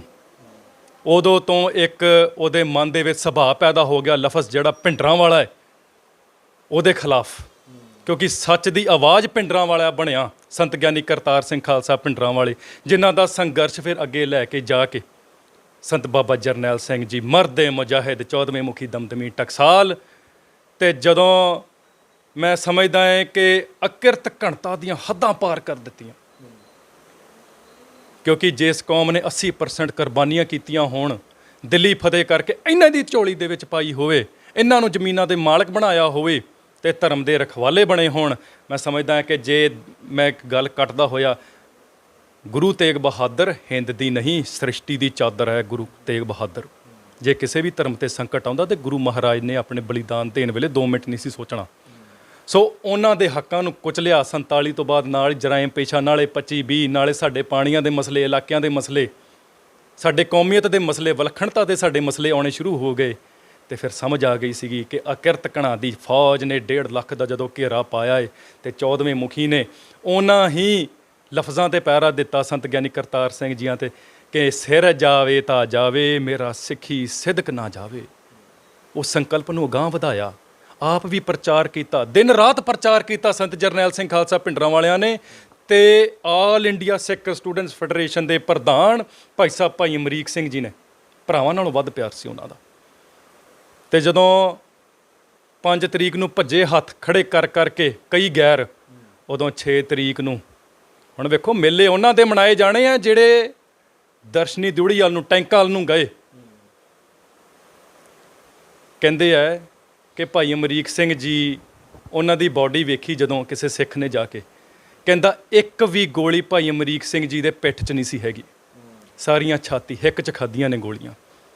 ਐਂ ਕੀਤੇ ਜਾਂਦੇ ਨੇ ਮੁਕਾਬਲੇ, ਤੇ ਹਜ਼ਾਰਾਂ ਦੀ ਗਿਣਤੀ ਦੇ ਵਿੱਚ ਫੌਜ ਜਿਹੜੀ ਵਿਛਾਈ ਉਹ ਵੱਖਰੀ। ਚਲੋ ਇਹ ਵਿਸ਼ਾ ਵੱਖਰਾ ਹੈ, ਪਰ ਕਹਿਣ ਤੋਂ ਭਾਵ ਤੁਸੀਂ ਮੈਨੂੰ ਪੁੱਛਿਆ ਸੀਗਾ ਕਿ ਕਿਤੇ ਮੇਲੇ ਲੱਗਣੇ ਬੰਦ ਤਾਂ ਨਹੀਂ ਹੋ ਜਾਣਗੇ, ਕਿਤੇ ਪ੍ਰਭਾਵ ਥੱਲੇ ਤਾਂ ਨਹੀਂ ਹੋ ਜਾਵੇਗਾ। ਸੋ ਮੈਂ ਕਹਿੰਦਾ ਕਿ ਸੂਰਬੀਰ ਬਲੀਆਂ ਦਾ ਇਤਿਹਾਸ ਕਦੀ ਨੀਵਾਂ ਨਹੀਂ ਹੋ ਸਕਦਾ। ਇਹਨਾਂ ਨੂੰ ਕਿਸੇ ਨੇ ਪੁੱਛਣਾ ਨਹੀਂਗਾ, ਇੰਦਰਾ ਹੋਰਾਂ ਨੂੰ। ਹੋਰ 50 ਸਾਲਾਂ ਤੋਂ ਬਾਅਦ ਇੰਦਰਾ ਪਤਾ ਹੀ ਨਹੀਂ ਨਾਮ ਕਿਸ ਨੂੰ, ਪਰ ਸੰਤ ਜਰਨੈਲ ਸਿੰਘ, ਸੰਤ ਕਰਤਾਰ ਸਿੰਘ ਤੇ ਭਾਈ ਅਮਰੀਕ ਸਿੰਘ, ਇਹ ਬੁਲੰਦੀਆਂ ਦੇ ਵਿੱਚ ਰਹਿਣਗੇ ਨਾਮ। ਤੇ ਇਹਨਾਂ ਤੋਂ ਸੇਧ ਸਿੱਖ ਕੌਮ ਲੈਂਦੀ ਰਹੇਗੀ। ਅੱਜ ਵੀ ਲੋੜ ਹੈ ਉਹ ਸੋਚ ਤੇ ਪੈਰਾ ਦੇਣ ਦੀ। ਪਹਿਲਾਂ ਸੋਚ ਵੇਖਣੀ ਪਏਗੀ, ਉਹ ਪ੍ਰਚਾਰ ਵੇਖਣਾ ਪਵੇਗਾ। 8 ਸਾਲ ਦੇ ਵਿੱਚ 80 ਸਾਲ ਜਿੰਨਾ ਪ੍ਰਚਾਰ ਸੰਤ ਗਿਆਨੀ ਕਰਤਾਰ ਸਿੰਘ ਖਾਲਸਾ ਭਿੰਡਰਾਂਵਾਲਿਆਂ ਨੇ ਕੀਤਾ। ਤੇ ਇੱਕ ਤਾਂ ਨਾ ਝੁਕਾਇਆ ਝੁਕੇ, ਨਾ ਟੁੱਟੇ, ਤੇ ਨਾ ਪਿੱਛੇ ਨੂੰ ਮੁੜੇ, ਇੱਕ ਵਾਰੀ ਕਦਮ ਗਾਂਹ ਧਰ ਲਿਆ ਤੇ ਧਰ ਲਿਆ। ਸੋ ਉਹ ਸੋਚ ਤੇ ਪੈਰਾ ਦੇਣਾ ਪਵੇਗਾ। ਸਭ ਤੋਂ ਔਖਾ ਹੁੰਦਾ ਹੈ ਪ੍ਰਚਾਰ ਕਰਨਾ, ਵਿਚਾਰ ਪ੍ਰਗਟ ਕਰਨੇ ਇਸ ਹਿਸਾਬ ਦੇ ਨਾਲ ਕਿ ਸੰਗਤ ਦੇ ਮਨ ਦੇ ਵਿੱਚ ਗੁਰੂ ਪ੍ਰਤੀ ਪਿਆਰ ਹੋਵੇ। ਅੱਜ ਸਾਡਾ ਜੋ ਫਰਜ਼ ਬਣਦਾ, ਸਾਡੀ ਜ਼ਿੰਮੇਵਾਰੀ ਬਣਦੀ ਹੈ ਕਿ ਉਸੇ ਤਰੀਕੇ ਦੇ ਨਾਲ, ਹੁਣ ਸੰਤ ਕਰਤਾਰ ਸਿੰਘ ਤਾਂ ਕਿਸੇ ਨੇ ਨਹੀਂ ਬਣ ਜਾਣਾ, ਨਾ ਸੰਤ ਜਰਨੈਲ ਸਿੰਘ ਬਣ ਜਾਣਾ, ਨਾ ਭਾਈ ਅਮਰੀਕ ਸਿੰਘ ਬਣ ਜਾਣਾ, ਬਟ ਉਹਨਾਂ ਦੇ ਪਾਏ ਪੂਰਨਿਆਂ ਤੇ ਜੋ ਸਾਨੂੰ ਦਿਸ਼ਾ ਦੇ ਕੇ ਗਏ ਨੇ, ਸਾਡਾ ਵੀ ਫਰਜ਼ ਬਣਦਾ ਹੈ ਪ੍ਰਚਾਰ ਕਰਨ ਦਾ, ਉਹ ਫਲਸਫੇ ਨੂੰ ਅਗਾਂਹ ਵਧਾਉਣ ਦਾ, ਉਹ ਸੋਚ ਨੂੰ ਅਗਾਂਹ ਵਧਾਉਣ ਦਾ, ਉਨੀ ਹੀ ਦ੍ਰਿੜਤਾ ਦੇ ਨਾਲ ਚੱਲਣ ਦਾ। ਪਹਿਲਾਂ ਆਪਣਾ ਜੀਵਨ ਉੱਚਾ ਕਰੀਏ, ਕਿਉਂਕਿ ਜੇ ਆਪਾਂ ਆਪਣੇ ਅੰਦਰ ਚੱਲਦੀ ਲੜਾਈ ਤੇ ਫਤਿਹ ਨਹੀਂ ਪ੍ਰਾਪਤ ਕਰ ਸਕਦੇ ਤੇ ਬਾਹਰ ਆਪਾਂ ਕੀ ਕਰ ਲਵਾਂਗੇ। ਸੋ ਪਹਿਲਾਂ ਆਪਣੇ ਅੰਦਰ ਚੱਲਦੀ ਲੜਾਈ। 2 ਤਰ੍ਹਾਂ ਦੇ ਸੂਰਮੇ ਹੋਏ ਨੇ, ਦਾਸ ਬੇਨਤੀ ਕਰਦਾ ਆਇਆ ਸਟੇਜਾਂ ਤੋਂ, ਜਾ ਕੋ ਹਰ ਰੰਗ ਲਾਗੋ ਇਸ ਯੁੱਗ ਮੈਂ, ਸੋ ਕਹੀਏ ਹੈ ਸੂਰਾ। ਉਹ ਇੱਕ ਸੰਤ ਦੀ ਡੈਫੀਨੇਸ਼ਨ ਆ ਜਿਹੜਾ ਅੰਦਰਲੀ ਲੜਾਈ ਜਿੱਤ ਲੈਂਦਾ ਹੈ। ਤੇ ਫਿਰ ਸੂਰਾ ਸੋ ਪਹਿਚਾਨੀਏ ਜੋ ਲਰੇ ਦੀਨ ਕੇ ਹੇਤ, ਪੁਰਜਾ ਕੱਟ ਮਰੈ ਕਬਹੂ ਨਾ ਛਾੜੈ ਖੇਤ। ਉਹ ਸਿਪਾਹੀ ਦੀ ਹੈ। ਇਹਨਾਂ ਦੋਵਾਂ ਸੰਕਲਪਾਂ ਨੂੰ ਪਹਿਚਾਣ ਕੇ ਤੇ ਸਿੱਖ ਕੌਮ ਦਾ ਜਿਹੜਾ ਪ੍ਰਚਾਰ ਕਰਨਾ ਚਾਹੀਦਾ ਹੈ, ਆਪਣੀ ਬੋਲੀ ਦਾ ਪ੍ਰਚਾਰ ਕਰਨਾ ਚਾਹੀਦਾ, ਸੱਭਿਆਚਾਰ ਦਾ ਪ੍ਰਚਾਰ ਕਰਨਾ ਚਾਹੀਦਾ, ਕਿਉਂਕਿ ਇਹ ਸਾਰੇ ਦੇ ਆਲੇ ਦੁਆਲੇ ਸਾਰਾ ਕੁਝ ਘੁੰਮਦਾ ਹੈ। ਸੋ ਹੁਣ ਸਾਡਾ ਫਰਜ਼ ਬਣਦਾ ਹੈ, ਕਿਉਂਕਿ ਜ਼ਿੰਦਗੀ ਲੰਘ ਜਾਣੀ ਹੈ। ਕਈ ਆਉਂਦੇ ਨੇ, ਕਈ ਰੋਜ਼ ਜਾਂਦੇ ਨੇ, ਪਰ ਯਾਦ ਉਹਨਾਂ ਨੂੰ ਰੱਖਿਆ ਜਾਣਾ ਜਿਨ੍ਹਾਂ ਨੇ ਕੌਮ ਲੇਖੇ ਆਪਣੀ ਕੋਈ ਸੇਵਾ ਲਾਈ ਹੈ। ਕੱਲ ਸਮਾਗਮ ਕਰਵਾਇਆ ਜਾ ਰਿਹਾ ਜੀ, ਕਿੰਨੇ ਵਜੇ ਸਮਾਗਮ ਜਿਹੜਾ ਆ ਸ਼ੁਰੂ ਹੋ ਜਾਏਗਾ ਔਰ ਕੌਣ ਸ਼ਿਰਕਤ ਕਰਨ ਜਾ ਰਿਹਾ ਹੈ ਔਰ ਪਰਿਵਾਰ ਵੱਲੋਂ ਕਿਸ ਤਰ੍ਹਾਂ ਦਾ ਸਹਿਯੋਗ ਰਹੇਗਾ? ਵੇਖੋ ਜੀ, ਸ਼ੁਰੂ ਤਾਂ ਅੱਜ ਹੀ ਹੈ। ਵੈਸੇ ਤਾਂ 19 ਤਰੀਕ ਤੋਂ ਸ਼੍ਰੀ ਅਖੰਡ ਪਾਠ ਸਾਹਿਬ ਆਰੰਭ ਕੀਤੇ ਗਏ ਸਨ। 20 ਤਰੀਕ ਨੂੰ ਯਾਨੀ ਕਿ ਅੱਜ ਰਾਤ ਦੇ ਦੀਵਾਨ ਸਜਾਏ ਜਾਣਗੇ ਅਤੇ ਕੱਲ ਸ਼੍ਰੀ ਅਖੰਡ ਪਾਠ ਸਾਹਿਬ ਜੀ ਦੇ ਭੋਗ ਤੋਂ ਬਾਅਦ ਦੀਵਾਨ ਸਜਾਏ ਜਾਣਗੇ। ਕੌਮ ਦੀਆਂ ਮਹਾਨ ਸ਼ਖਸੀਅਤਾਂ ਉੱਧਰ ਪਹੁੰਚਣਗੀਆਂ, ਸਿੰਘ ਸਾਹਿਬ ਪਹੁੰਚਣਗੇ, ਜਥੇਦਾਰ ਸਾਹਿਬਾਨ ਪਹੁੰਚਣਗੇ, ਬੁਲਾਰੇ ਪਹੁੰਚਣਗੇ, ਕਾਰ ਸੇਵਾ ਵਾਲੇ ਮਹਾਂਪੁਰਸ਼ ਪਹੁੰਚਣਗੇ, ਸੰਪਰਦਾਵਾਂ ਦੇ ਦਲਾਂ ਦੇ ਮੁਖੀ ਸਾਹਿਬਾਨ ਪਹੁੰਚਣਗੇ, ਕੁਝ ਯੂਥ ਜਥੇਬੰਦੀਆਂ ਵੀ ਪਹੁੰਚਣਗੀਆਂ। ਮੈਂ ਸਮਝਦਾ ਹਾਂ ਕਿ ਇਹ ਤਾਂ ਵੈਸੇ ਸਮੂਹ ਸਿੱਖ ਜਗਤ ਨੂੰ ਜਿਹੜੇ ਕੌਮ ਦੇ ਹੀਰੇ ਹੁੰਦੇ ਨੇ ਉਹਨਾਂ ਨੂੰ ਸਾਰਿਆਂ ਨੂੰ ਮਨਾਉਣਾ ਚਾਹੀਦਾ ਅਤੇ ਮਨਾਉਂਦੇ ਵੀ ਨੇ। ਸੋ ਸਾਰੇ ਉੱਧਰ ਪਹੁੰਚ ਰਹੇ ਨੇ ਅਤੇ ਸੰਤਾਂ ਦੇ ਜੀਵਨ ਦੇ ਉੱਤੇ ਚਾਨਣ ਪਾਇਆ ਜਾਵੇਗਾ, ਕਿਉਂਕਿ ਜੇ ਆਪਾਂ ਵੇਖਣਾ ਹੁੰਦਾ ਇੱਕ ਰੋਲ ਮਾਡਲ ਨੂੰ ਕਿ ਭਾਈ ਸਾਡਾ ਜੀਵਨ ਕਿਹੋ ਜਿਹਾ ਹੋਣਾ ਚਾਹੀਦਾ, ਸੋ ਐਸੇ ਸਤਿਪੁਰਸ਼ਾਂ ਦੇ ਜੀਵਨ ਸਾਨੂੰ ਪ੍ਰਚਾਰਨ ਦੀ ਲੋੜ ਹੈ। ਉਹ ਕੱਲ੍ਹ ਉੱਧਰ ਪ੍ਰਚਾਰੇ ਜਾਣਗੇ, ਉਦਾਹਰਨਾਂ ਦਿੱਤੀਆਂ ਜਾਣਗੇ, ਸਾਖੀਆਂ ਸੁਣਾਈਆਂ ਜਾਣਗੀਆਂ, ਉਹਨਾਂ ਦੇ ਜੀਵਨ ਦੀਆਂ ਪ੍ਰਾਪਤੀਆਂ ਜੋ ਉਹਨਾਂ ਦੀ ਸੇਵਾ ਕਮਾਈਆਂ ਕੀਤੀਆਂ ਨੇ ਉਹਨਾਂ ਨੂੰ ਉੱਧਰ ਪ੍ਰਚਾਰਿਆ ਜਾਵੇਗਾ। ਮੈਂ ਬੇਨਤੀ ਕਰਨਾ ਚਾਹੁੰਦਾ ਕਿ ਵੱਧ ਤੋਂ ਵੱਧ ਆਪਾਂ ਨੌਜਵਾਨਾਂ ਨੂੰ ਅਤੇ ਜਿਹੜੇ ਬੱਚੇ ਨੇ ਉਹਨਾਂ ਨੂੰ ਲੈ ਕੇ ਆਈਏ। ਇੱਕ ਤਾਂ ਆਪਾਂ ਆਪਣੇ ਮਨ ਮੰਦਰ ਅੰਦਰ ਜੋ ਇੱਕ ਸੇਵਾ ਭਾਵ ਟਿਕਾਈਏ, ਜਿਵੇਂ ਸੰਤਾਂ ਨੇ ਟਿਕਾਇਆ। ਸੰਤ ਜਰਨੈਲ ਸਿੰਘ ਦੀ ਵੀ ਬਹੁਤ ਸੇਵਾ ਹੈ, ਸੰਤ ਕਰਤਾਰ ਸਿੰਘ ਦੀ ਸੇਵਾ ਅਤੇ ਸੰਤ ਜਰਨੈਲ ਸਿੰਘ ਦੀ ਵੀ ਬਹੁਤ ਸੇਵਾ ਹੈ, ਭਾਈ ਅਮਰੀਕ ਸਿੰਘ ਦੀ ਵੀ ਸੇਵਾ ਹੈ। ਸੋ ਉਹ ਸੇਵਾ ਭਾਵ ਨੂੰ ਪਹਿਲਾਂ ਆਪਣੇ ਹਿਰਦੇ ਦੇ ਵਿੱਚ ਵਸਾਈਏ। ਐਸੇ ਸੂਰਬੀਰ ਬਲੀਆਂ ਦੀ ਜਦੋਂ ਆਪਾਂ ਸਾਖੀਆਂ ਆਪਣੇ ਬੱਚਿਆਂ ਨੂੰ ਸੁਣਾ ਕੇ ਤੇ ਵੱਡੇ ਕਰਾਂਗੇ, ਕਦੀ ਕਿਰਾਏ ਨਹੀਂ ਪੈਣਗੇ, ਕਦੀ ਨਸ਼ਿਆਂ ਦੇ ਪ੍ਰਭਾਵ, ਕਦੀ ਕਨਵਰਜਨ ਦੇ ਪ੍ਰਭਾਵ, ਪਤਿਤਪੁਣੇ ਦੇ ਪ੍ਰਭਾਵ ਅਤੇ ਜਿਹੜੇ ਆਪਾਂ ਬਾਹਰ ਜਾਣ ਦੇ ਪ੍ਰਭਾਵ ਦੇ ਆਪਾਂ ਅਧੀਨ ਆ ਕੇ ਅਤੇ ਆਪਾਂ ਕਿਤੋਂ ਮਾਰ ਨਹੀਂ ਖਾਵਾਂਗੇ। ਸੋ ਇਹ ਸਾਰੇ ਨੂੰ ਪ੍ਰਚਾਰਿਆ ਜਾਵੇਗਾ, ਬੁਲਾਰੇ ਆਉਣਗੇ ਅਤੇ ਇਸੇ ਵਿਸ਼ੇ ਦੇ ਉੱਤੇ ਜਿਹੜਾ ਹੈ ਸਿੱਖੀ ਪ੍ਰਚਾਰ ਦੇ ਵਿਸ਼ੇ ਦੇ ਉੱਤੇ ਬਹੁਤ ਵੱਡੇ ਪੱਧਰ ਦੇ ਉੱਤੇ ਯਤਨ ਕੀਤਾ ਜਾ ਰਿਹਾ ਹੈ ਕਿ ਪ੍ਰਚਾਰ ਹੋਵੇ।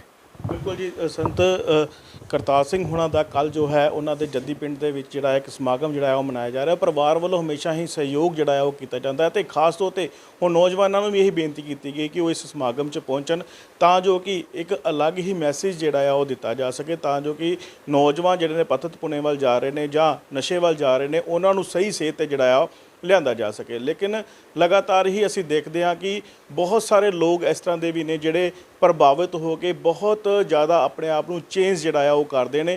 ਲੇਕਿਨ ਕਿਤੇ ਨਾ ਕਿਤੇ ਸੰਤ ਕਰਤਾਰ ਸਿੰਘ ਹੁਣਾਂ ਦੀ ਜੋ ਦੇਣ ਆ ਉਹਨੂੰ ਯਾਦ ਕਰਨ ਵਾਸਤੇ ਸਾਨੂੰ ਸਾਰਿਆਂ ਨੂੰ ਇਸ ਸਮਾਗਮ ਵਿੱਚ ਜ਼ਰੂਰ ਪਹੁੰਚਣਾ ਚਾਹੀਦਾ ਹੈ ਅਤੇ ਸਾਨੂੰ ਵੱਧ ਚੜ੍ਹ ਕੇ ਇਸ ਵਿੱਚ ਹਿੱਸਾ ਜ਼ਰੂਰ ਲੈਣਾ ਚਾਹੀਦਾ ਹੈ।